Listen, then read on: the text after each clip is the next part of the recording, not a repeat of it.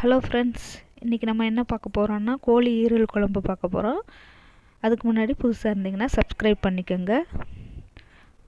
2 கரண்டி நல்லெண்ணெய் ஊற்றிக்கோங்க. 1 ஸ்பூன் சோம்பு போட்டுக்கோங்க.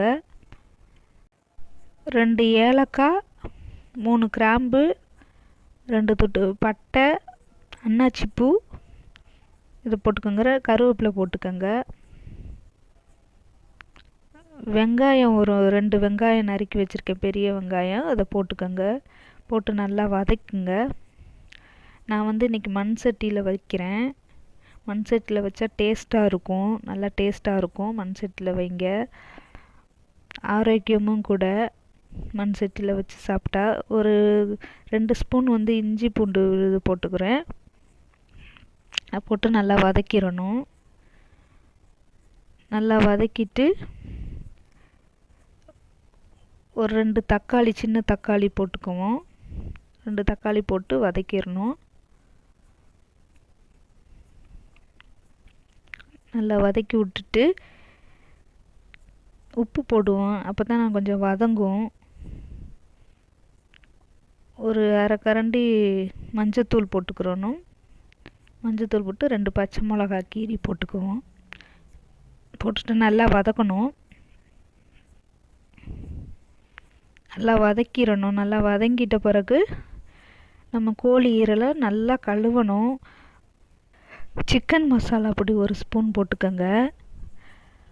1 ஸ்பூன் சோம்பு பொடி போட்டுக்குருவோம். 1 ஸ்பூன் சோம்பு பொடி, அரை ஸ்பூன் ஜீரக பொடி, எல்லாத்தையும் போட்டு வதக்கணும். தூள் 1 ஸ்பூன் போட்டுக்கோங்க. போட்டு நல்லா வதக்கி விடுங்க. வதக்கி விட்டுக்கிட்டே இருங்க, கொஞ்சம் நேரம் நல்லா வதங்கட்டும். கரம் மசாலா பொடி 1 ஸ்பூன் போட்டுக்கலாம். போட்டு நல்லா வதக்கி விடுங்க. நல்லா வதக்கி விட்டுட்டு நம்ம நல்லா கழுவி வச்சுருக்க ஈரலை போடணும். நல்லா கழுவணும், ஏன்னா கவிச்சி வாசனை வரும். 3 வாட்டி கழுவணும். 4வது வாட்டி உப்பு மஞ்சள் போட்டு நல்லா கழுவி போட்டு இப்படி வதக்கி விட்டுருங்க. நல்லா வதக்கி விடணும். நல்லா சுருள வதக்கணும்.